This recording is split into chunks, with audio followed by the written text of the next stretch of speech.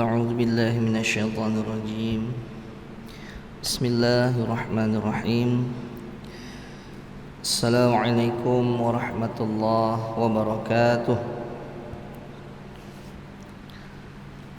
إن الحمد لله نحمده ونستعينه ونستغفره ونعوذ بالله من شرور أنفسنا ومن سيئات أعمالنا.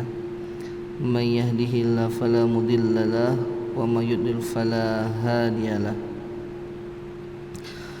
وأشهد أن لا إله إلا الله وحده لا شريك له وأشهد أن محمدا عبده ورسوله.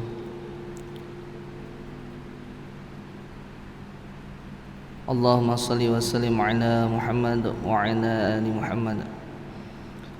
فقال الله تعالى في القرآن الكريم: أعوذ بالله من الشيطان الرجيم.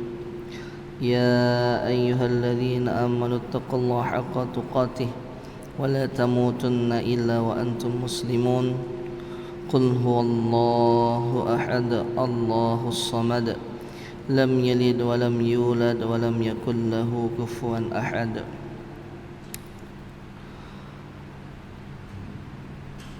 رب اشرح لي صدري ويسر لي أمري واحلل عقدة من لساني يفقهوا قولي. ربي زدني علما وارزقني فهما. Sadaqallahul azim. Alhamdulillah, syukur kita kepada Allah SWT, Allah Rabbul Alamin, Allah yang menguasai segala penjuru alam, Allah yang Razzaq, Allah yang memberikan rezeki kepada kita. Rezeki yang tidak hanya nikmat harta, tapi rezeki yang memang segala sesuatu yang kita butuhkan dikala kita menjalankan hari-hari kita. Rezeki yang dengannya pekerjaan-pekerjaan kita tertuntaskan. Rezeki yang dengannya amanah-amanah yang sedang kita emban terasa Allah mudahkan dan Allah kuatkan pundak dan kaki kita untuk menunaikan amanah-amanah itu. Rezeki yang juga dengannya seorang hamba semakin cinta dan semakin dekat kepada Allah Subhanahu wa taala.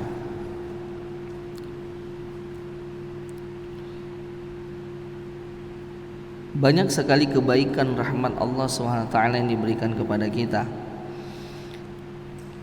yang juga dengannya alhamdulillah keinginan untuk menjadi orang baik, keinginan untuk merubah banyak hal pada diri kita yang kita tahu betapa besar dan betapa lamanya hal-hal yang tidak baik atau buruk itu bersemayam pada diri kita.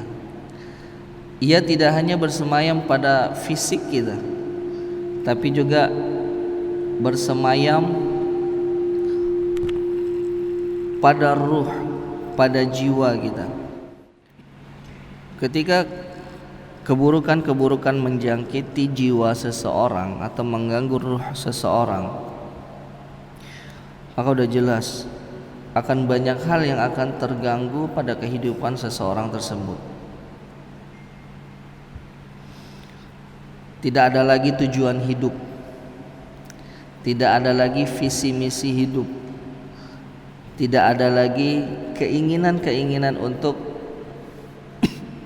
mengumpulkan amal-amal jariah. Itu sudah jelas ketika jiwa dan roh seseorang terganggu. Tapi hari ini alhamdulillah, walau hanya sekedar menghadiri, walau hanya sekedar menginformasikan, sampai detik ini kita masih diizinkan oleh Allah Subhanahu wa taala untuk duduk dalam sebuah majelis yang insyaallah diberkahi oleh Allah Subhanahu wa taala. diselipkan oleh Allah kekuatan yang akhirnya mendorong, melangkahkan kaki kita untuk menuju rahmat Allah itu diturunkan oleh Allah SWT.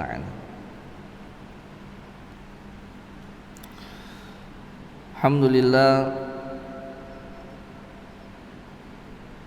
Juga bagaimana kebaikan hari ini yang kita miliki,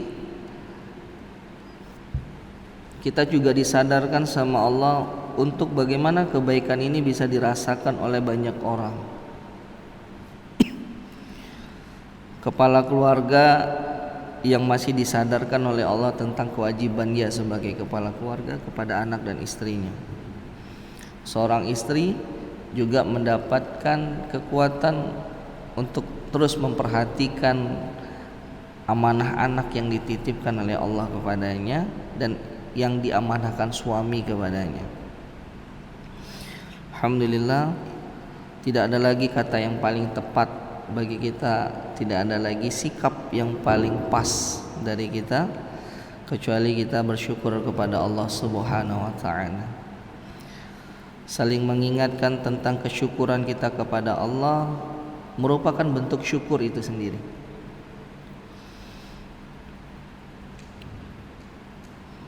Jadi para sahabat tuh mengatakan ada beberapa versi. Yang aku takutkan itu bukan ketika doaku tertolak, tapi ketika aku tidak dikasih kekuatan sama Allah untuk berdoa.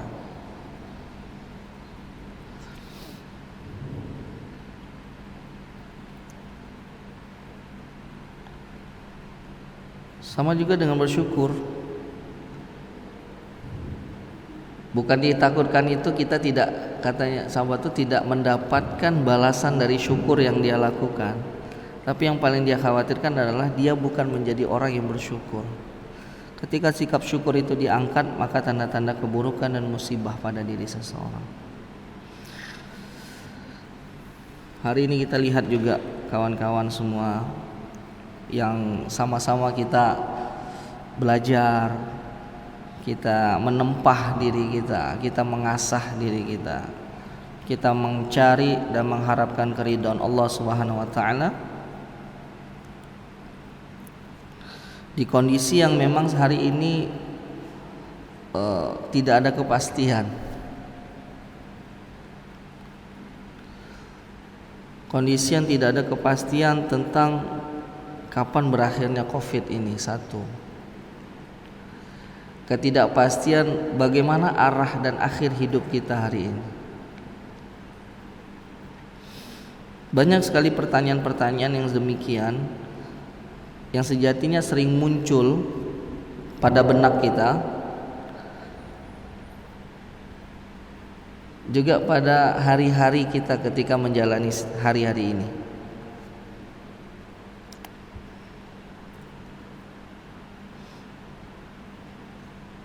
Tapi jujur sih, alhamdulillah, bagaimanapun pemberitaan di media maupun media cetak maupun media online, media televisi yang memberitakan bagaimana semerawutnya atau beratnya kondisi hari ini terhadap wabah. Secara pribadi Anda melihat ada sih orang yang sampai hari ini tuh seperti tidak terhalangi gitu, merasa tidak terhalangi untuk bisa terus beraktivitas. Dalam artian bukan menentang, tapi beraktivitas yang sifatnya itu tetap bisa menebar kebaikan gitu. Melakukan sikap-sikap sosial yang memang dibutuhkan oleh masyarakat hari ini gitu. Dan kadang caranya tuh unik-unik gitu loh. Caranya unik-unik. Dan itu sangat bisa menginspirasi orang lain untuk mengikuti. Yang bikin anak tambah kagum itu adalah ketika yang anak lihat melakukan penyebaran itu adalah mereka anak-anak muda. Wajar lah gitu kan, karena memang kreativitas dan semangat menggebu-gebu itu memang Allah titipkan pada anak muda. Sekarang kita bagaimana? Wallahu a'lam. Sejauh mana sudah kita berbuat? Tapi kita harus tetap optimis bahwa yang namanya kebaikan itu tidak mengenal siapa, tidak mengenal kapan, dan tidak mengenal di mana. Selagi dia ada kesempatan, maka di situ adalah peluang buat kita. Semoga Allah merahmati kita ya, insyaallah, menjaga kita selalu, melindungi kita selalu. Kalau kata Ustadz Faris Beki itu di kajian beliau yang Anda lihat, bahwa hari ini mengikuti protokoler kesehatan itu merupakan syariat hari ini. Penguatannya adalah, salah satunya adalah fatwa MUI kita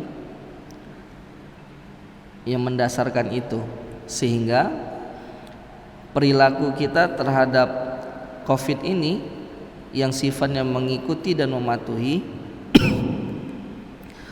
itu ternilai sebagai bagian dari perbuatan syariat, yang mana ketika kita mengikuti ada pahala di dalamnya ketika kita mengerjakan. Nah, ketika kita melanggarnya tentu ada konsekuensi juga yang bersifat syariat di dalamnya. Tapi hal yang paling penting yang harus kita sadari adalah bahwa memakai masker, mencuci tangan, memakai hand sanitizer, menjaga jarak, tidak ada apa-apanya dibandingkan ketentuan dan ketetapan Allah Subhanahu wa taala. Cuma jangan sampai ketika sesuatu itu terjadi pada kita, kita tuh istilahnya double kick gitu loh. Penyakitnya kita dapat, nilai di sisi Allahnya tercatat buruk. Nah, jangan sampai kita seperti itu. Kita berharap bagaimana sisi pahalanya kita dapat, sisi humanisnya kita juga dapat. Pada Rasulullah SAW kita bersalat mengucapkan Allahumma shalli wa sallim ala Muhammad wa ala ali Muhammad. Rasulullah yang telah berkorban harta beliau, tenaga beliau, bahkan nyawa beliau untuk kita umat akhir zaman, yang mana beliau ternyata besar harapannya. Rasulullah SAW itu berharap bagaimana nanti beliau juga bisa berkumpul dengan umat-umat yang di akhir zaman ini.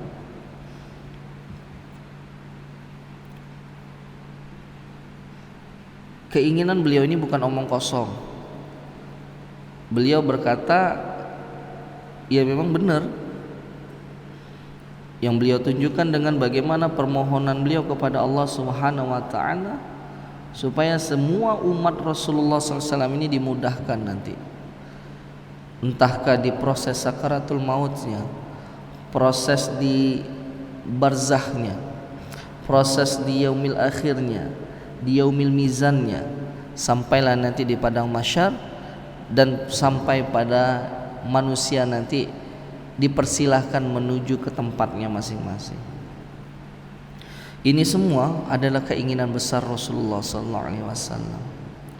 Cuma pada ya Allah, walaupun mencintai Rasulullah SAW dengan besar cinta Allah, walaupun Rasulullah adalah kekasih Allah Subhanahu wa taala, tidak seutuhnya dan sepenuhnya Rasulullah mendapatkan hak yang besar dari sisi Allah Subhanahu wa taala. Tetap berlaku hak Allah di sana. Yang mana kembali ke kita masing-masing sebagai umat Rasulullah SAW, keinginan kita untuk apakah ada mau bersama Rasulullah SAW di yaumil akhir nanti. Yang jelas jalan sudah ada, petunjuk sudah ada, rambu-rambu juga sudah ada. Kemudahan-kemudahan, ingat, kemudahan-kemudahan pun sudah banyak. Kemudahan-kemudahan sudah banyak. Kalau dulu mungkin masih bisa kita berkata bahwa ada orang yang tinggal di pedalaman hutan tinggal di pedalaman hutan, dia meninggal dalam keadaan tidak bersyahadat. Nah, para ulama mengatakan orang demikian masih dapat konsekuensi. Kenapa? Satu, karena terisolirnya mereka dari dunia luar. Yang kedua, memang tidak ada informasi tentang Islam yang sampai kepada mereka. Kematian mereka tanpa bersyahadat dapat konsekuensi. Tapi hari ini, mohon maaf, kita lihat suku anak dalam sudah punya motor. Suku anak dalam udah keren bajunya. Bahkan di Jambi suku anak dalam sudah pernah sampai tingkat perguruan tinggi. Sudah ada yang jadi tentara, subhanallah. Nah, maksudnya adalah gerakan-gerakan dakwah yang menyasar ke mereka itu udah banyak. Ana punya dosen anak itu bukan mengajar ana sih, dia dosen di kampus ana. Beliau cerita ke ana bahwa beliau ada program bersama para dosen dan kampus untuk mensyahadatkan suku-suku orang-orang suku anak dalam. Kemudian kita lihat gerakan-gerakan dakwah saudara kita jemaah tabligh ya, masuk keluar hutan, naik turun bukit, masya Allah. Sampai pernah ana dapat cerita itu dari teman jemaah tabligh. Ketika beliau masuk ke sebuah yang masuk ke hutan gitu, perjalanan mereka jalan kaki itu kan, saking senangnya warga disambut, kedatangan mereka itu disambut, sampai dipotongi kambing kami, kata dia, masya Allah. Kenapa? Karena belum ada orang yang datang membawa Islam ke sini, katanya.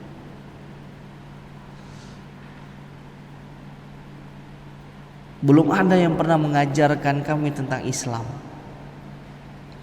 Jadi kawan-kawan, apalagi kita di kota, ya kan, bohong sekali kita kalau kita bilang kita tidak tahu gitu kan.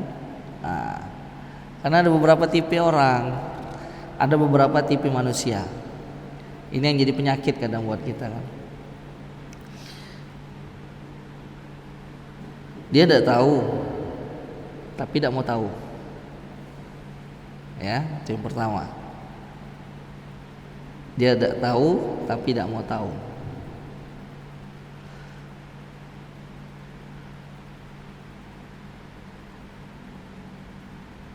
Yang kedua, dia tahu tapi juga tidak mau tahu. Tadi itu tidak tahu terus tidak mau tahu. Yang ini tahu tapi kayak pura-pura nggak tahu gitu loh. Nah, yang ketiga ini yang bahaya nih. Yang ketiga nih yang bahaya. Dia sudah tidak tahu, tapi dia sok tahu. Ah, ini penyakit. Entah dari mana dalilnya, dia pokoknya bercakap ya gitu loh. Nah, ini yang bahaya orang seperti ini. Tinggal kita memilih, kita mau jadi bagian orang yang seperti mana. Tentu kita mau jadi orang yang tahu, tapi punya keinginan kuat untuk semakin tahu gitu. Baik. Allahumma sholli ala Muhammad wa ala Muhammad. Semoga salawat yang kita panjatkan menjadi rahmat kepada Rasulullah SAW, pada keluarga, para sahabat, dan orang-orang yang insyaallah selalu istiqomah di jalan Rasulullah SAW. Baik kan kawan semua, yang sama-sama kita mengharapkan ridha Allah SWT. Di sharing time kali ini kita akan membahas tentang samudra hikmah. Samudra hikmah, bukan samudra cinta ya. Samudra hikmah. Yang di awal, yang sekiranya perlu kita pahami sama-sama, kalau nanti kalau ditanyakan samudra, nah kalau ada kata samudra, apa yang terlintas sama kita? Apa yang terlintas?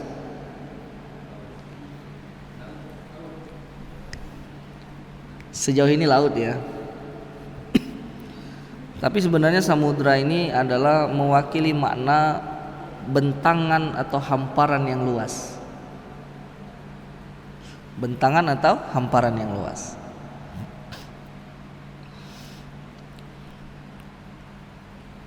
Sederhananya tuh kalau tidak menggunakan alat bantu maka manusia tidak mampu untuk mencapainya. Gitu loh. Sejauh mata kita memandang, ya kan? Itu belum ujungnya gitu nah. Kalau mata kita memandang, itu jauh nih, itu tengokan kita kan. Ternyata yang kita tengok di ujung pun itu belum ujungnya. Masih ada ujungnya lagi. Hikmah. Nah, hikmah sendiri ini punya banyak makna. Banyak sekali makna tentang hikmah itu sendiri. Kenapa disebut samudra hikmah? Karena yang namanya hikmah itu tersebar sangat luas, ada setiap saat, bisa muncul kapanpun dan dimanapun.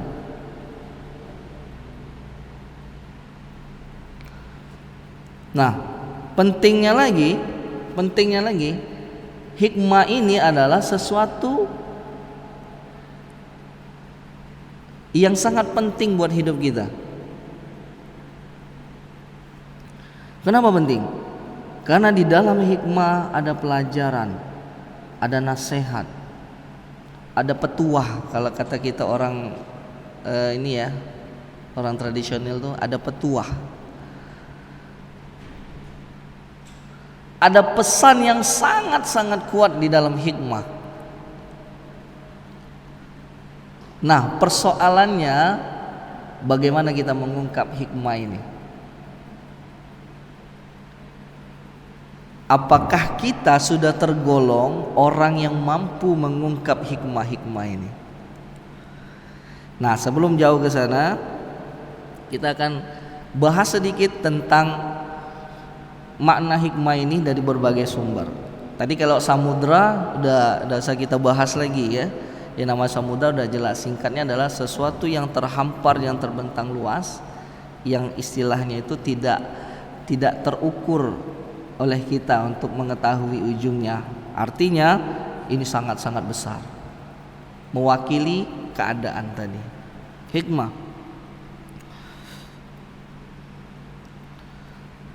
merupakan lafaz musyarak, lafaz mushtarak, yaitu mempunyai beberapa arti. Mempunyai beberapa arti. Ibnu Manzur menyebut hikmah itu al-qadha.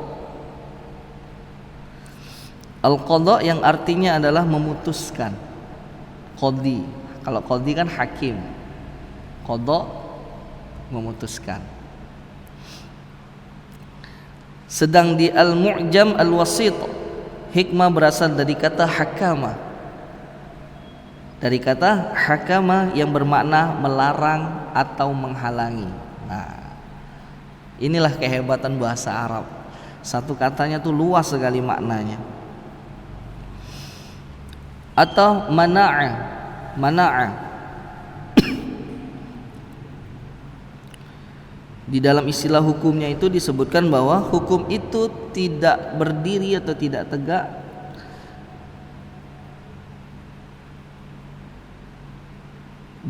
jika menghalangi seseorang berbuat kezaliman. Yang berikutnya hikmah adalah adil dalam memutuskan sesuatu. Adil dalam memutuskan sesuatu. Sementara kalau adil itu artinya adalah meletakkan sesuatu sesuai dengan porsinya. Dari adil sendiri pun ternyata ada makna yang sangat bagus, meletakkan sesuatu sesuai dengan porsinya. Contoh ada seorang ibu punya 2 orang anak, 3, yang satu kuliah, yang satu SMA, SMP, yang satunya masih TK. Kalau hitung-hitungan kita orang awam namanya adil, setiap anak tuh dapat jajan 20.000. Tapi kan tidak mungkin seperti itu, karena tidak sesuai. Nah, bentuk keadilannya adalah orang tua meletakkan sesuatu tadi sesuai dengan tempatnya. Yang abang kuliah dikasih 20.000 wajar. Jam kuliahnya, kendaraan yang dia bawa atau dia pakai kendaraan umum, makan dia segala macam. Yang SMP gitu juga, SMP bisa diantar jemput. Tidak mungkin 20.000, 5.000 cukup. Yang TK 20.000 kebanyakan. Cukup dibawain bekal pakai Tupperware gitu kan. Selesai. Nah, itu sudah adil. Nah, ternyata hikmah di atas adil. Hikmah itu di atas adil. Yang artinya tadi adalah adil dalam memutuskan sesuatu. Wah, ini double kerjanya, ini double job. Oke, kita lanjut. Nah, makna yang lain adalah hikmah adalah mengetahui hakikat segala sesuatu apa adanya. Mengetahui hakikat segala sesuatu apa adanya. Masya Allah. Dan mengamalkan apa yang terkandung di dalamnya. Nah, persis nih kayak kita nih. Kita yang para orang-orang yang sedang hijrah. Persis. Ya amalkanlah, kalau itu baru hijrah, amalkanlah ilmu yang kita punya di saat baru hijrah gitu kan. Jangan kita baru hijrah ya, tapi gaya kita sudah kayak ulama gitu kan. Nah, ini yang fatal.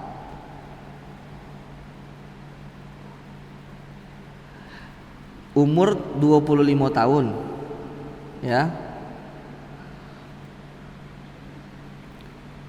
dari kecil sampai balik tidak pernah mau disuruh ngaji sama bapaknya ya. 15 sampai umur 24 tahun gawenya bolos sekolah ya kan, minum minuman keras. Nah, itulah gawenya. 24 jelang 25 hijrah. 24 jelang 25 hijrah setahun sudah bisa nyala-nyalahi ulama. Ini yang kita khawatirkan. Berarti kita tidak mengamalkan makna hikmah, melakukan sesuatu sesuai dengan kadarnya. Baik, kita lanjut. Makna hikmah yang berikutnya adalah yang tadi terdapat dalam Mu'jam Taj al-Arus. Sementara dalam Mafhum al-Hikmah fi al-Da'wah, Dr. Saleh Ibnu Abdullah Ibnu Humaid menjelaskan kata al-hikmah berasal dari kata al-hakama. Al-hakama yaitu tali kekang binatang yang dengannya orang bisa mengendalikan hewannya. Nah, sesuai dengan keinginannya. Tali kekang hewan yang dengannya seseorang bisa mengendalikannya. Sama juga dengan artinya bahwa hikmah ini adalah sesuatu yang bisa mengendalikan, mengontrol seseorang dari akhlak-akhlak yang tidak terpuji.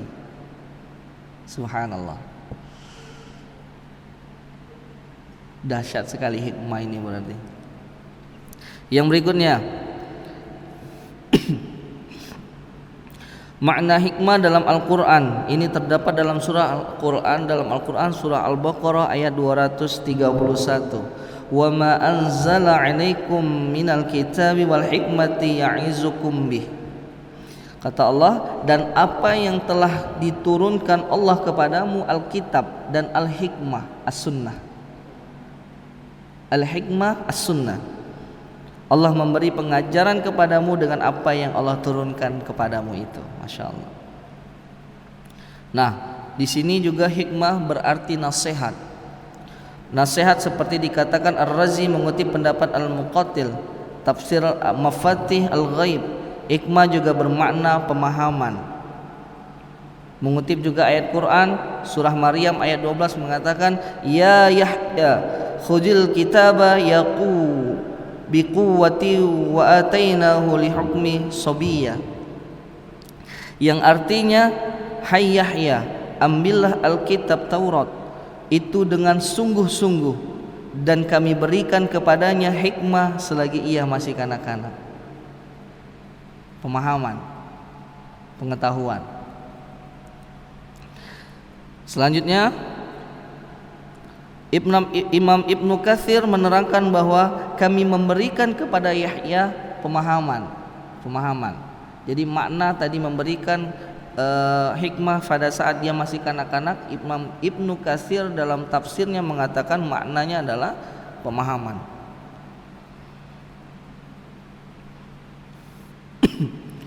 Bermakna juga pengetahuan. Mereka itulah yang orang-orang telah kami berikan kitab, hikmah, ilmu dan pengetahuan serta kenabian. Masya Allah.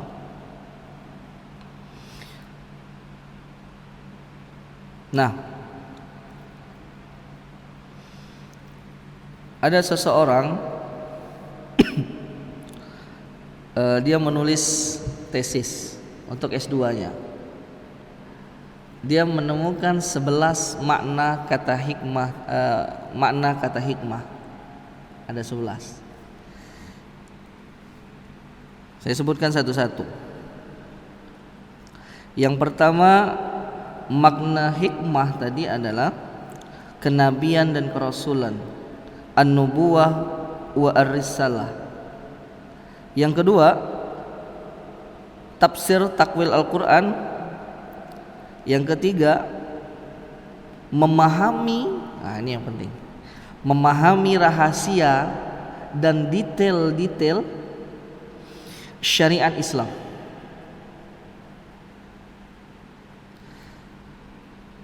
Al-ilm wal fahmi ad-daqa'iq wa al-fiqh fi ad-din. Yang keempat, mengetahui kebenaran dan mengamalkannya. Yang kelima, amal soleh. Yang keenam, makna hikmah tadi adalah menghalangi dari kezaliman. Yang ketujuh, ia adalah nasihat dan peringatan. 8, ayat-ayat Al-Quran, yaitu perintah-perintah dan larangan-larangan. 9, nah, kemampuan akal untuk memahami hukum-hukum syariat Allah Subhanahu wa taala. Yang ke-10 seperti yang sudah kita bahas tadi, meletakkan sesuatu pada tempat yang semestinya. 11, mengerjakan apa yang semestinya dikerjakan di saat dan momen yang tepat. Nah, ada kan kita temui orang yang dia nih kalau terdapat sebuah problem, dia selalu bisa memberikan solusi yang tepat.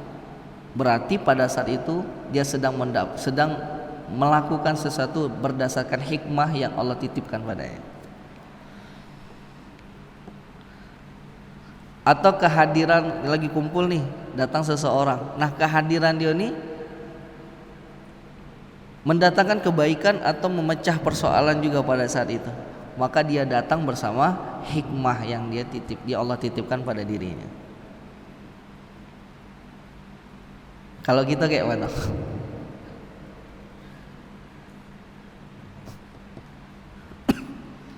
Kalau kita tidak kati orang senang, kita datang orang resah gitu. Nampak gitu kan dari jauh gitu tuh pak motor kan, dari jauh kawan kita lah ngomong masalah datang gitu. Semoga bukan kita yang seperti itu ya. Nauzubillah ya Allah. Di mana tempatnya orang kayak gini nih? Sama siapa dia berkawan gitu ya? Di rumah dia bosan menung terus itu kan, di luar nanti yang nyambut gitu loh. Ya Allah, sedinan hidupnya ya. Insyaallah. Kalau orang datang gitu kan, datang disambut sama kawan, masya Allah, subhanallah. Kalau kita datang, inna lillahi wa inna ilaihi raji'un. Allah. Nah, dari makna-makna yang kita paparkan tadi kawan-kawan, maka tentu ini jadi insight yang baru buat kita. Ini jadi open minded buat kita. Harusnya. Dan dengan makna-makna tadi pun sebenarnya kita sudah bisa ngukur nih diri kita nih. Kita sudah bisa ngukur diri kita. Jadi anak ini dengan hikmah ini, Masya Allah, ternyata belum ada klop-klopnya nih gitu loh. Belum ada nyambung-nyambungnya nih anak dengan hikmah ini gitu loh. Segitu dahsyatnya, segitu dalamnya, sebegitu luasnya makna hikmah itu, tapi kok tidak ada keterikatan pada diri kita gitu loh. Ada apa ini? Ada apa? Nah, ini akan kita ungkap. Kenapa kok hikmah tidak mau berdiam diri pada diri kita? Apa sih salah kita? Apa sih kurang kita? Ada masalah apa sih pada diri kita? Nah, yang harus kita tahu juga kawan-kawan, bahwa Allah itu Al-Hakim.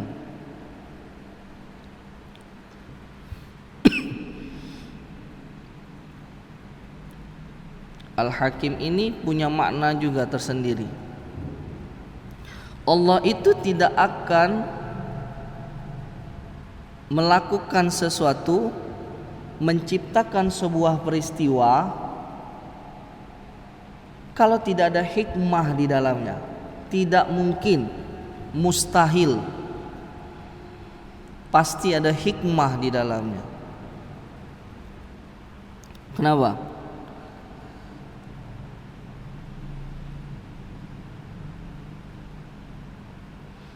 Karena setiap peristiwa itu ada pesan. Setiap kejadian itu pasti ada pesan tersirat di dalamnya. Nah, masalah kita terhadap kejadian-kejadian yang Allah berikan ini ke dalam kehidupan kita, kita bukan melakukan kewajiban kita. Ini salahnya. Lah, terus kewajibannya apa? Kewajiban kita atas setiap kejadian Allah tunjukkan di dalam kehidupan kita adalah kewajiban kita mencari hikmah di dalamnya, bukan mempertanyakan.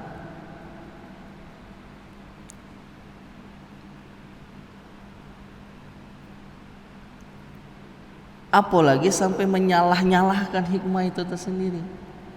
Ini masalah kita. Ngapolah Allah bikin keadaan kayak gini.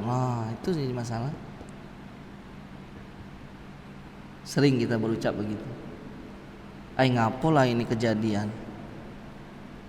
Bukan itu tugas kita tuh. Tugas kita adalah mencari hikmah di dalamnya. Mencari tahu apa maksud Allah dengan keadaan ini. Apa maksud Allah dengan kejadian-kejadian seperti ini. Jadi kita jangan bertanya-tanya ke Allah soal takdir, jangan. Takdir itu hak Allah. Dan Allah itu tidak pernah salah.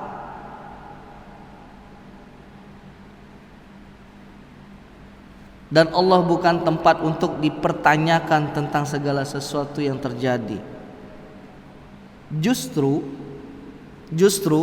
kita inilah yang akan ditanyakan. Ada firman Allah ternyata. Firman Allah ada dalam surah Al-Anbiya ayat 23. Allah katakan, la yus'alu amma yuf'alu wa hum yus'alun. Ingat firman Allah.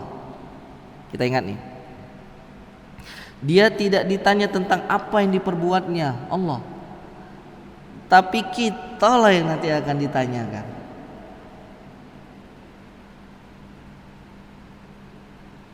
Ternyata selama ini kesusahan kita mendapatkan hikmah dari setiap peristiwa adalah salah sikap kita.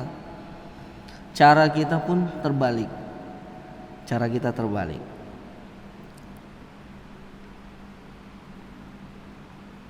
Karena apa kawan-kawan? Karena setiap apapun yang Allah ciptakan itu pasti terikat dengan hikmah. Apapun itu.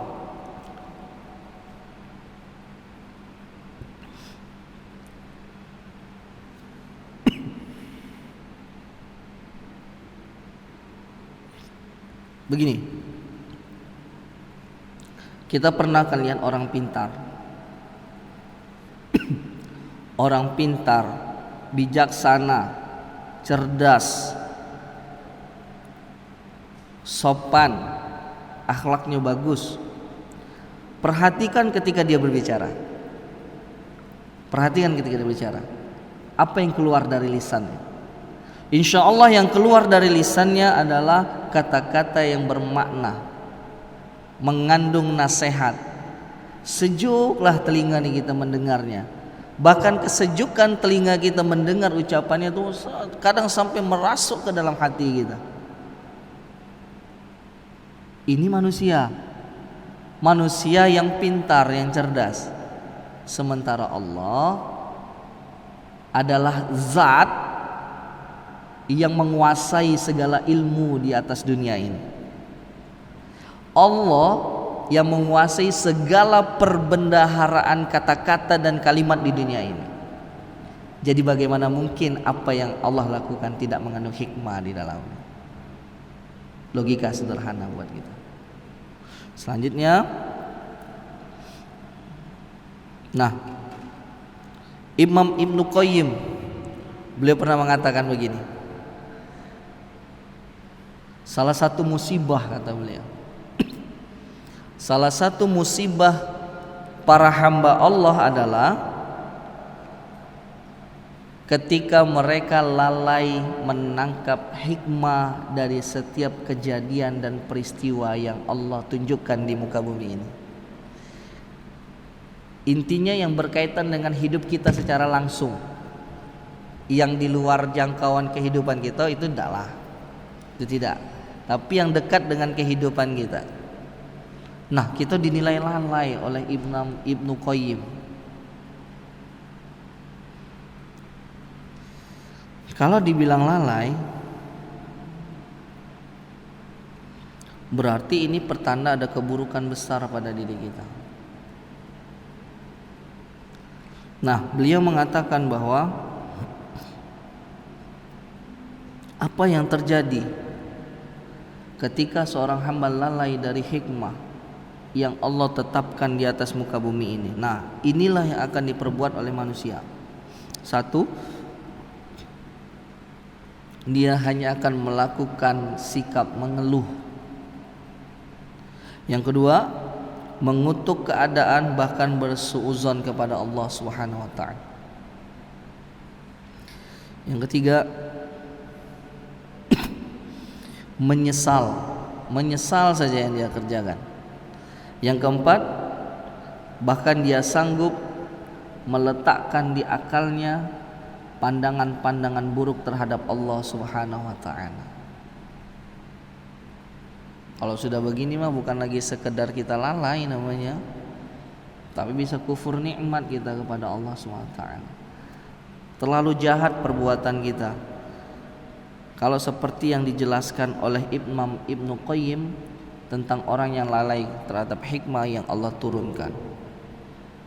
Sudah kata qori jahat nih. Kita tuh berpandangan buruk terhadap Allah. Nauzubillah. Nah, begini kawan-kawan.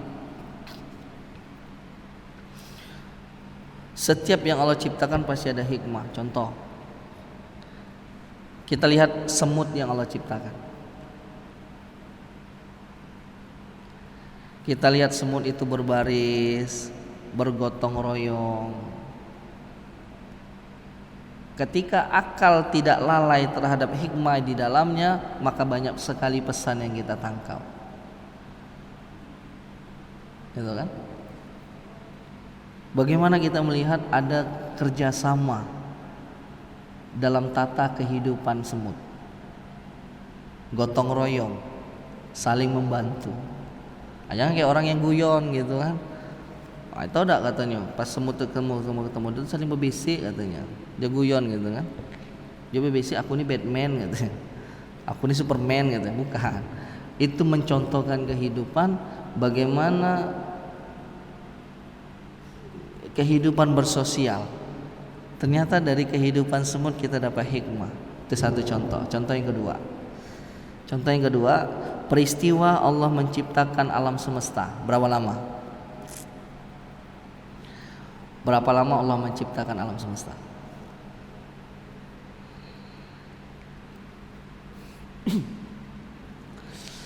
Ada yang tahu?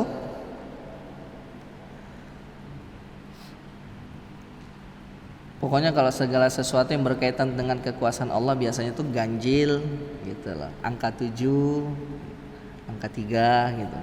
Ya ini Allah ciptakan alam semesta itu selama 7 hari.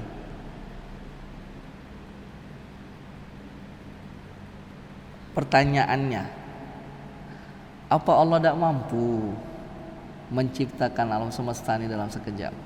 Kok harus 7 hari?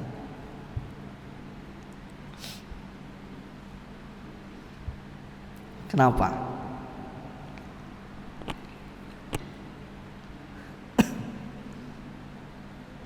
Apa Allah tidak mampu menciptakan alam semesta ini sekejap, baik? Bisa kawan-kawan. Tapi inilah hikmahnya yang ingin Allah sampaikan. Allah ingin menyampaikan bahwa yang namanya hidup di dunia tidak ada yang instan. Semua butuh proses. Allah jadikan penciptaan alam semesta selama 7 hari ingin mengajarkan ke manusia. Ada proses dalam menjalani kehidupan kita. Subhanallah. Banyak sekali pesan-pesan hikmah yang sebenarnya.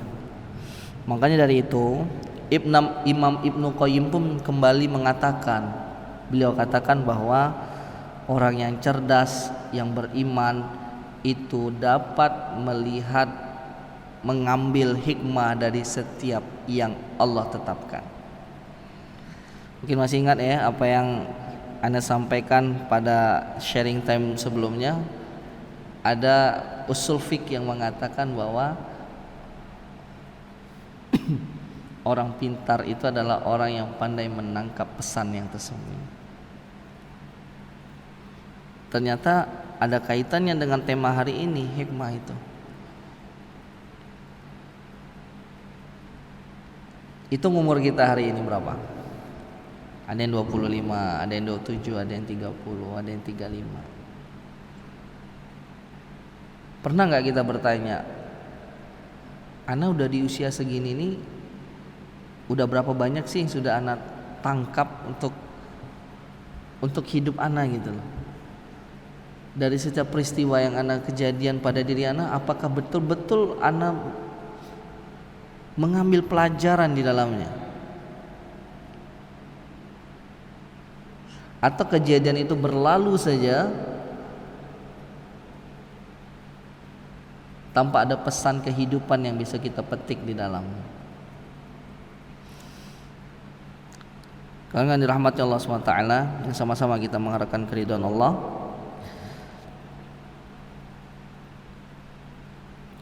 Apa konsekuensi ketika kita gagal mengambil dan memetik hikmah dari setiap peristiwa yang Allah tetapkan? Kita akan menjadi manusia yang gagal dalam menjalani ujian-ujian hidup dari Allah Subhanahu wa taala. Tidak mampu mengambil hikmah, dinilai gagal dalam menghadapi ujian Allah, maka ujungnya adalah sama dengan kesia-siaan hidup. Terbayang gak 30 tahun sia-sia hidup kita, 50 tahun sia-sia hidup kita, 65 tahun sia-sia hidup kita. Nauzubillah. Semoga jangan sampai terjadi pada diri kita.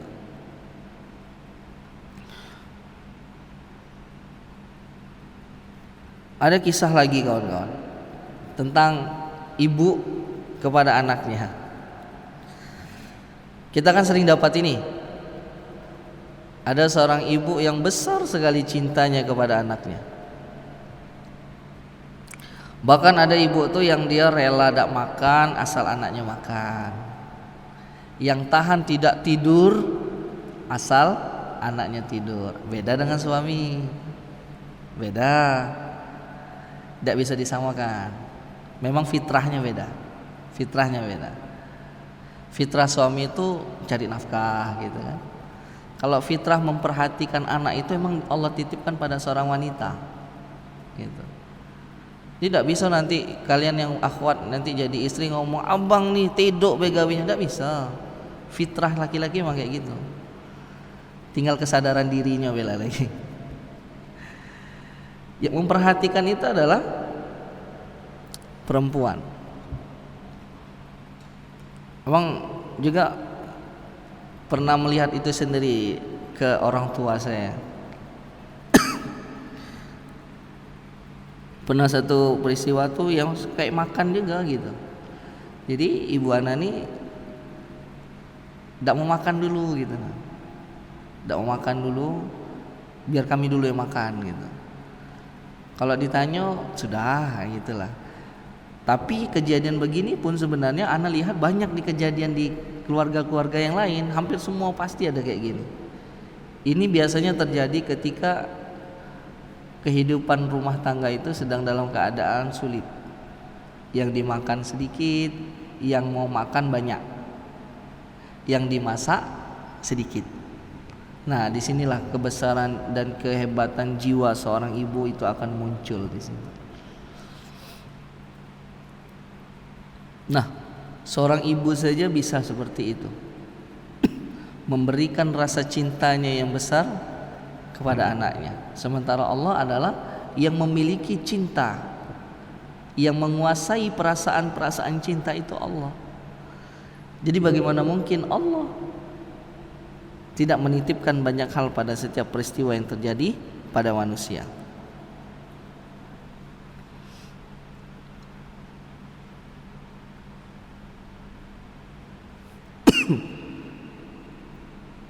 Sesusah apapun, ibu itu tidak akan mungkin menginginkan keburukan untuk anaknya. Insya Allah tidak akan mungkin. Tidak akan mungkin. Begitupun dengan Allah. Tidak akan mungkin Allah menginginkan keburukan pada manusia atas apapun yang Allah wujudkan pada kehidupan manusia. Ini sebenarnya dalil dasar yang membuat kita itu kuat harusnya menjalani hidup. Nah, kalau kita pahami dengan benar-benar ini makna, ini pemahaman kita tanamkan sebaik-baiknya pada diri kita, maka kita tuh sebenarnya tidak mengenal yang namanya insecure. Tidak akan mengenal itu. Kita tidak akan mengenal yang namanya putus asa. Kenapa? Karena yang kita ketahui, apapun yang terjadi pada hidup kita, ada sesuatu kebaikan besar yang sedang disiapkan untuk kita.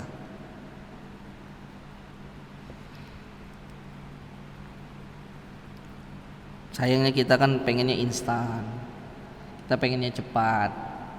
Yang lebih parahnya lagi apa? Kita menginginkan sesuatu itu sesuai yang kita ingini. Itu yang kadang menjadi musibah. Sifat penerimaan kita tidak bagus. Jadi kisah-kisah hikmah ini banyak sekali kawan-kawan. Banyak betul. Hampir setiap hari, hampir setiap saat kisah-kisah hikmah itu ada pada diri kita. Setiap orang, setiap pribadi orang itu punya kisah hikmahnya masing-masing. Saya baru kejadian kemarin. Jadi ceritanya ngantar pesanan madu. Pesanan madu saya bawa, saya gantung di motor, ya kan? Pertama pergi dulu ketemu kawan, karena pas pergi itu tidak ketemu sama yang mau beli ini, akhirnya dibawa dulu. Sudah selesai urusan balik mengantar. Sampai di titik terdekat, anak telepon yang beli kan. Assalamualaikum bang, di mana posisi? Oh di sini, oh dekat, mau ngantar madu ya oke. Pas anak tengok madunya udah ada, jatuh, hilang. Nah mana madunya gitu, jatuh di motor gitu kan? carilah gitu kan, tidak ketemu, besok memang ya gitu kan, akhirnya besok baru diantar. Mikir kan gitu kan, kenapa kayak gini gitu loh. Kok harus dipaksa Allah duit anak keluar? Kok harus dipaksa Allah harta anak hilang? Pikir-pikir rasanya tidak kati, tidak sifat memadit gitu kan. Yang bakhil, yang medit, yang kikir ada rasanya gitu. Tapi kok dipaksa Allah gitu loh, harus hilang nih harta. Ya udahlah, mungkin ada harta yang tidak bersih mungkin. Nah gitulah jadinya. Harus kuat mengikhlaskan sesuatu yang memang kita cintai gitu kan. Nah, harta itu kan ada orang yang mencintai harta ya, tapi asal yang berlebihan bayang gitu. Bukti cintanya apa ya? Dicari tiap hari kan gitu. Tapi bentuk cinta adalah untuk kebutuhan gitu. Yang kedua, pernah tak lewat naik motor kah, jalan kah kalian, tahu-tahu ada rudal gitu kan. Ada rudal, ada yang mendarat di pipi ya kan, ada yang mendarat di jidat ya kan, ada yang mendarat di baju, ada yang mendarat di bibir. Tai burung. Pernah alami gitu. Jadi ngomong soal burungnya ada guyon. Dia ngirim ke ini nih, ngirim ke kabar kampung kita atau info seputar Jambi. Nyamin kata dia. Di Simpang Bata tuh kan.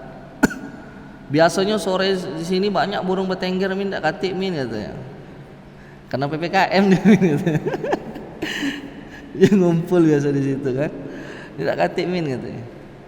Nah, kawan-kawan gini, kisah tentang burung tadi gitu ya. Apa ucapan kita ketika rudal tadi mendarat di badan kita? Macam-macam lah ya. Macam-macam ya, tergantung iman seseorang. Kalau iman dan akal lagi sehat, insya Allah ucapannya bagus. Subhanallah. Tapi kalau yang tidak bagus ucapannya, gitu, aku habis mandi gitu kan. Pokoknya keluar semua lah. Tapi kalau yang bagus tuh, subhanallah, dia akan ucap gitu kan, masya Allah, gitu. Subhanallah ya Allah katanya, terima kasih gitu kan. Iya. Untung burung yang bisa terbang ya Allah. Kalau gajah yang bisa terbang katanya.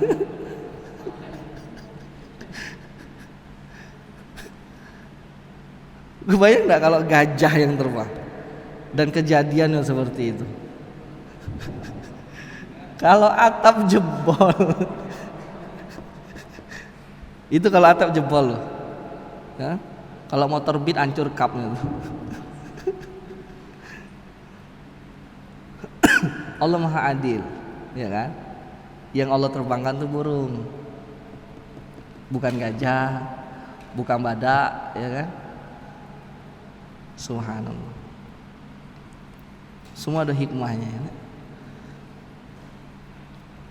Yang berikutnya ini tentang yang ada pada diri kita kawan-kawan. Yang tumbuh apa pada diri kita? Yang tumbuh apa pada diri kita? Rambut, betul ya? Biasanya 20 hari sampai 1 bulan sekali kita pangkas rambut, betul kan? Kalau perempuan anak nggak tahu berapa lama dia pangkas rambut. Kuku, ya kan? Tumbuh kan? Kita potong, insya Allah setiap hari Jumat, sunnah. Kumis bagi laki-laki, ya kan? Dicukur. Bulu hidung, ya kan? Kalau kata kawan anak tuh sengatawon gitu. Digunting gitu kan. Setiap hari Jumat digunting. Malulah, apalagi laki-laki, ya kan? Dirapiin bulu hidung, jangan sampai keluar-keluar. Apalagi kalian itu adalah seorang pebisnis, ya kan? Ada rekan-rekan atau partner kerja, sambil makan sama dia bulu hidung keluar-keluar gitu kan. Waduh, langsung jatuh wibawa kayak gitu. Ini bukan partner kerja nih gitu. jorok gitu kan itu, dipotong rapi. Nah, tapi pernah enggak kawan-kawan ngebayangin kalau yang tumbuh tuh gigi? Kalau yang tumbuh tuh bulu mato. Setiap Jumat motong gigi.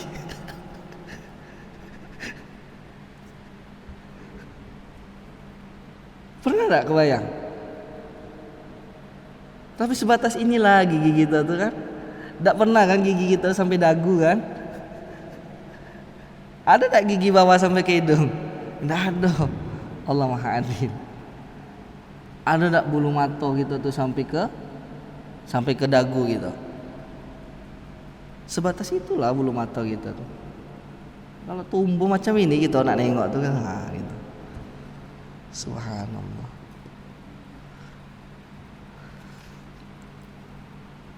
Maha suci Allah dengan segala ciptaannya ya. Maafkan kami ya Allah yang tidak pernah sadar diri gitu. Jadi kawan-kawan, hikmah ini adalah sesuatu yang ringan. Sesuatu yang ringan sebenarnya. Tapi dia punya pesan yang sangat-sangat kuat. Sesuatu yang ringan tapi punya pesan yang sangat-sangat kuat.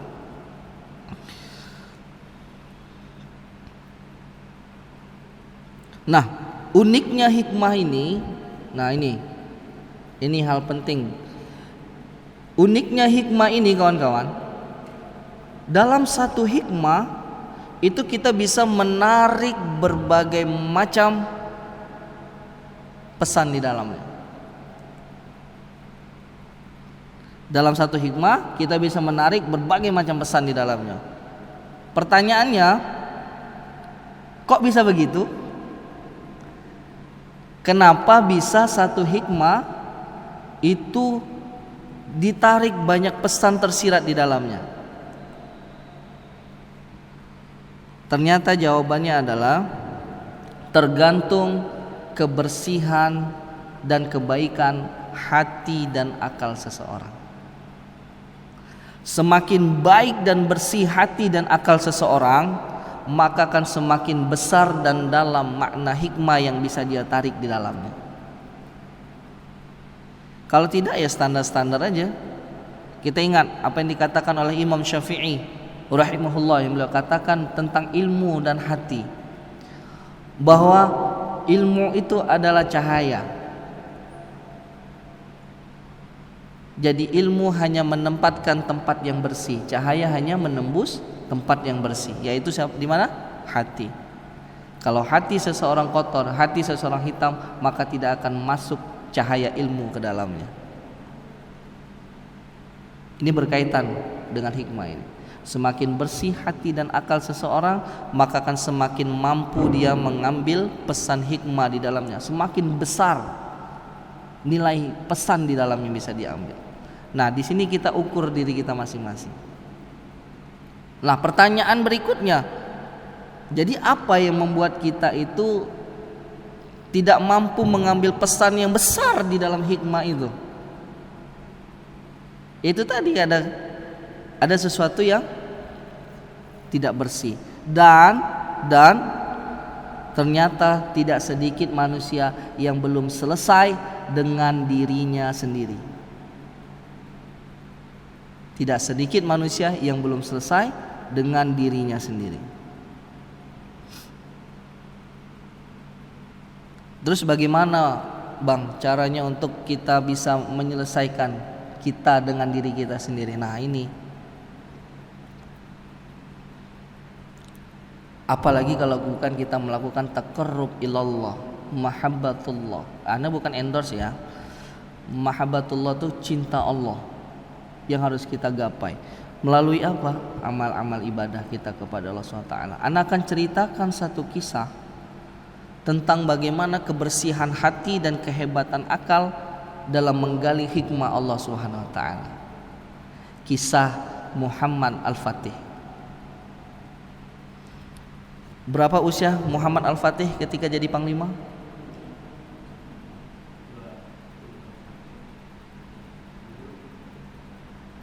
23 tahun, kisaran 20.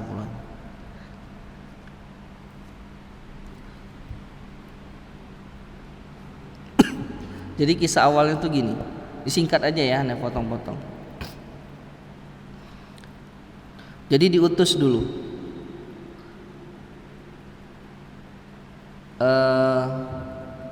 bukan gini. Jadi Konstantinopel itu ada 3 lapis tameng. Yang pertama kolam, tembok kolam yang kedalamannya 10 meter, panjangnya itu puluhan meter, kemudian tebal kolamnya itu dari atas ke bawah itu kisaran 3 sampai 5 meter.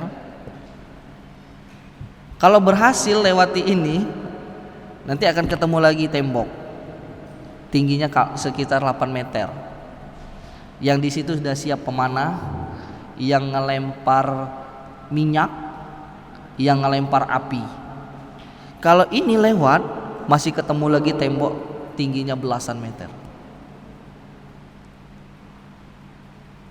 Kasarnya itu tidak bisa ditembus Konstantinopel, tidak bisa ditembus. Tapi Muhammad Al-Fatih tahu. Kenapa? Karena beliau ingin membuktikan hadis Rasulullah SAW. Dengan ucapan dari hadis Rasulullah SAW itu, maka keyakinan kuat itulah yang menjadi modal Muhammad Al-Fatih. Ternyata kawan-kawan, di dalam Konstantinopel itu ada seorang ahli pembuat senjata.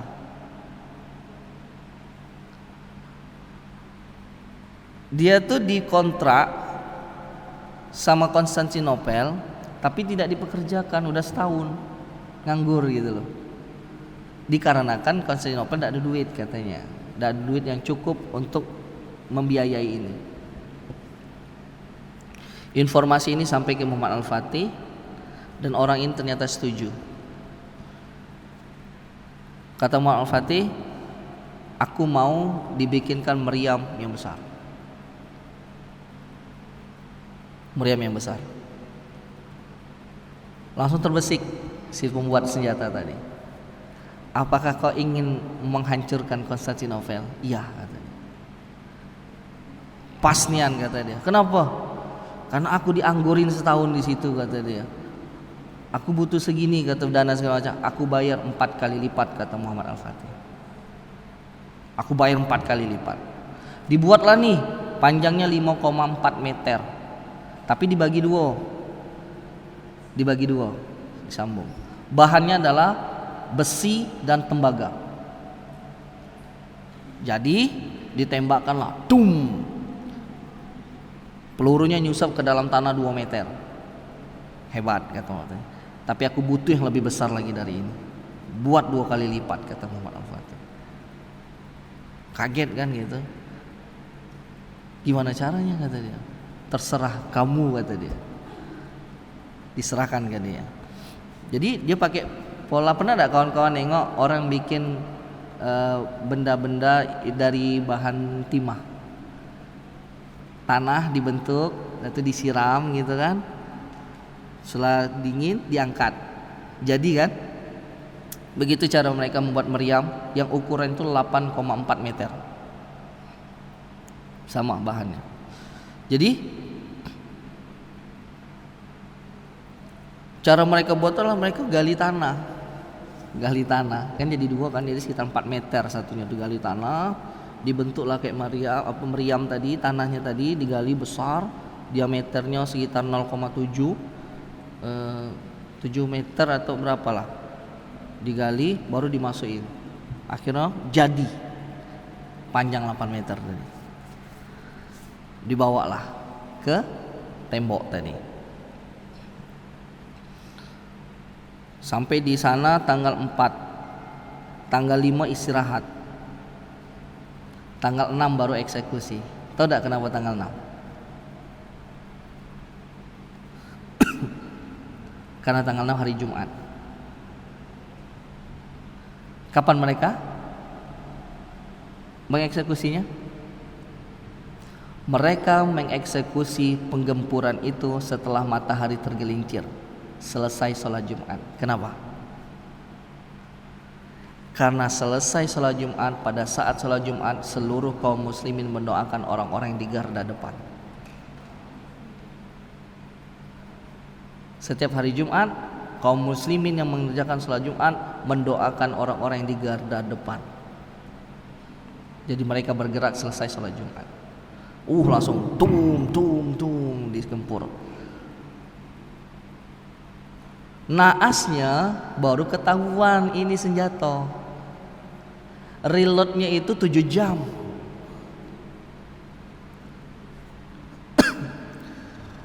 Ditembak. Reload 7 jam, tembak udah bagus lagi. Langsung dikerjoi sama orang tuh. Tembak lagi, reload lagi. Jadi dalam sehari itu cuma berapa kali nembak? 3 kali cuma. Ini sudah mau hancur, yang ini masih utuh. Tembak sekali gitu kan. 7 jam nunggunya dingin. Inilah dikerjoi orang. Lah bagus lagi. Jadi kata para sahabat tuh sia-sia gitu nih katanya. Usaha kita berhenti di bawah tembok ini katanya. Tapi Muhammad Al-Fatih dengan kejernihan hati dan akalnya tidak putus asa. Suara sumbang muncul di situ. Muhammad Fatih udah gila. Muhammad Fatih tidak benar membawa kita pada keadaan sia-sia seperti ini. Datang suara begitu. Tapi Muhammad Al-Fatih tidak gentar. Muhammad Al-Fatih satu-satunya di tentara itu yang 250.000 jumlahnya bersama para panglima dan para penasihat.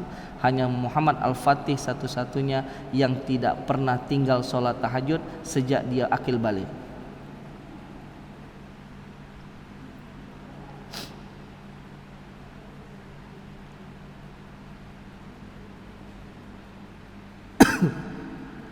Akhirnya timbul akal. Itulah membawa kapal-kapal menaiki bukit. Kan ide gila, satu ide nyeleneh gitu loh. Sehingga kawannya nih ngomong, ada yang ngomong lah di pasukan itu, Muhammad Al-Fatih ini tidak mungkin. Bagaimana mungkin membawa kapal naik ke atas bukit gitu loh. Dan jumlahnya tidak sedikit. Ada kata bijak dari Muhammad Al-Fatih yang dia katakan, yang sampai hari ini banyak dikenang.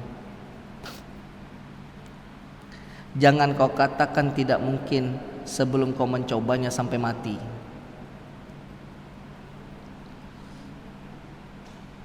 Sebelum kau mati mencobanya, jangan kau bilang tidak mungkin. Subhanallah. Inilah salah satu kecerdasan hati dan akal dalam menggali hikmah yang Allah simpan dalam sebuah peristiwa. Subhanallah. Berikutnya, mungkin sebagai penutup karena sudah di ujung juga,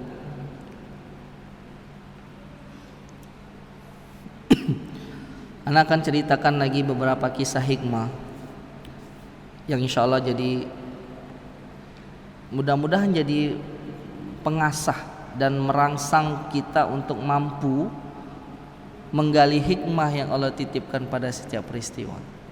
Yang pertama, kisah seorang kakek dan seorang cucunya. Seorang kakek mengajak cucunya berjalan ke sebuah pantai. Pada saat sampai di tepi pantai, sang kakek menunjuk ke satu tempat.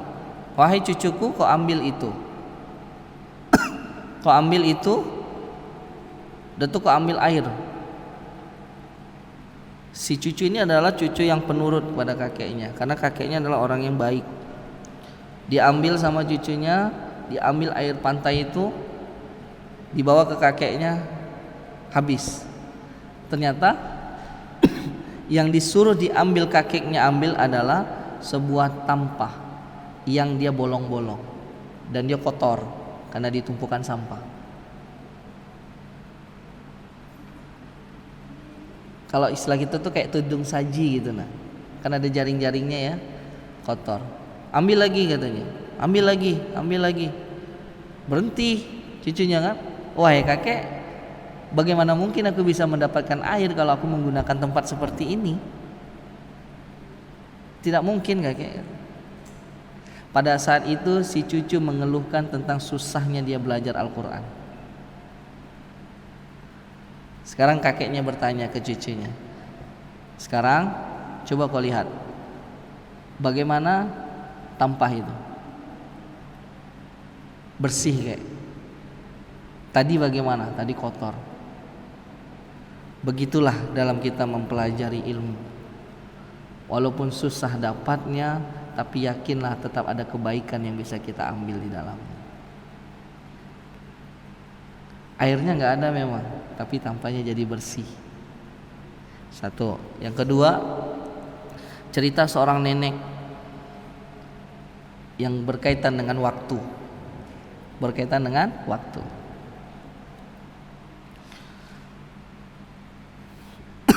Jadi nenek ini berada di sebuah penjara. Ditemui oleh seseorang yang ingin bertanya-tanya lah, istilah itu kayak jurnalis lah ke nenek. Langsung sang jurnalis bertanya kepada nenek, "Nek, usia nenek berapa?" Singkat cerita nenek langsung jawab, "Usiaku 10 tahun." Mana percaya dong? Sudah jelas dari wajahnya yang keriput, rambutnya yang memutih, tubuhnya yang sudah lusuh. Kok ketika ditanya umur, usianya 10 tahun? Bingung dia. Nggak mungkin, Nek. Iya, usiaku 10 tahun. Ceritakan kepada aku. Jadi nenek ceritakan bahwa dari usia dia baligh, ternyata usia nenek itu adalah 60 tahun. Dari baligh sampai 50 tahun dia hanya menggunakan waktunya untuk bermaksiat kepada Allah SWT. Nah, dari umur 50 sampai 60 tahun inilah saat aku taubat dan kembali kepada Allah SWT. Jadi usiaku sekarang adalah 10 tahun sebenarnya. Dia membuang dia merasa itu bukan hidup aku lagi. Bukan berarti dia lupa sama dosanya. Dia merasa bahwa di saat dia bermaksiat kepada Allah itu sebenarnya aku sedang tidak hidup gitu loh. Tapi hidup yang benar-benar aku rasakan adalah ketika aku menghabiskan waktuku untuk ketaatan kepada Allah Subhanahu wa taala. Insyaallah. Oke, selanjutnya adalah kisah, kita lihat dari Nabi kita Muhammad sallallahu alaihi wasallam. Kita lihat kebersihan dan kecerdasan akal menangkap hikmah pada sebuah peristiwa. Pada peristiwa apa? Pada peristiwa peletakan batu Hajar Aswad. Apa yang terjadi waktu itu? Apa yang terjadi? Terjadi keributan di antara para kabilah. Para kabilah masing-masing merasa adalah orang yang paling pantas, kabilah yang paling pantas untuk meletakkan batu Hajar Aswad ini. Tapi dengan ringan, dengan mudah apa yang dilakukan Nabi? Dia bentangkan sorbannya. Dia suruh petinggi-petinggi kabilah memegang setiap ujung sorban itu. Batu Hajar Aswad itu diletakkan di tengah. Semuanya membawa, Nabi Muhammad yang meletakkan. Masya Allah. Kecerdasan akal dan hati Nabi Muhammad SAW. Nah, yang terakhir kawan-kawan, yang terakhir. Sekarang sudah 8 Muharram, 8 Zulhijjah. Dalam hitungan ibadahnya, ini hari ini puasa tarwiyah gitu. Kawan-kawan puasa? Tidak, Masya Allah, rugi. 8 Zulhijjah puasa tarwiyah sampai tanggal 9. Tanggal 10-nya kita berhari raya. Insya Allah ini pahalanya akan diampuni Allah 1 tahun yang akan datang, 1 tahun yang lalu, insya Allah. Dan peristiwa kurban ini punya pesan hikmah tauhid yang sangat besar kepada kita. Cinta, kasih sayang dan kesabaran yang besar kepada kita. Kawan-kawan, dengerin ini. Anda pernah dengar bahwa saking besarnya fadilah berkurban, ada ulama yang memahami bahwa tahan dia berhutang supaya tidak ketinggalan atau kehilangan momen berkorban ini. Saking besar. Jadi dalam arti kata, berkorban ini sebenarnya adalah suatu ibadah yang boleh dipaksakan ke kita untuk melakukannya. Dan pemaksaan itu ternyata difasilitasi sama Allah Subhanahu wa taala. Apa buktinya? Banyak. Berapa banyak berita viral kita lihat di media sosial dan TV nasional, seorang pemulung bisa berkorban tiap tahun. Di mana logikanya? Yang dicari itu 1000-2000 sehari, tapi dia bisa korban tiap tahun. Artinya apa? Kalau kita balikan ke hukum fikihnya, wajib nggak dia berkorban? Enggak, karena dia tergolong orang yang tidak mampu. Tapi dia menunjukkan sikap memaksakan diri dia untuk berkorban, maka Allah mudahkan jalannya. Bayangi kawan-kawan, kita walaupun belum mampu, berniatlah insya Allah. Belum bisa tahun ini berkorban, ambil bagian dalam kegiatan-kegiatan berkorban itu, ya kan? Antakan nyiset kulitnya jadilah, nyuci kotorannya, basinglah, insya Allah ada pahalanya semua. Kalau kita nanti mampu berkorban, subhanallah, setiap darah yang menetes, setiap bulu hewan korban itu adalah nilai pahala di sisi Allah Subhanahu wa taala. Paksa kawan-kawan, paksa. Hari ini kita belum mampu, insya Allah tahun depan kita niatkan, kambing jadilah. Kemarin beli kambing itu 2,6 juta untuk asrama, 2,6 juta doh, insya Allah. Ini peristiwa yang besar, jangan sampai kita kehilangan. Inilah, pahami. Wallahu a'lam bishawab. Mungkin hanya ini sharing time bisa abang sampaikan. Semoga bermanfaat. Semua kebenaran datangnya dari Allah SWT. Setiap kesalahan dari abang pribadi dan dari syaitan, afa minkum. Assalamualaikum warahmatullahi wabarakatuh.